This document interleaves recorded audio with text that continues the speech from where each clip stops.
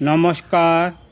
Lava লাভার পথে যেতে যেতে এই দেখো পাহাড়ের গায়ে মেঘেদের মিতালে সবুজ পাতায় ভোরের আলো, পাহাড়ি ঝর্ণা পাহাড় হতে নেমে এসে মেশে নদীতে।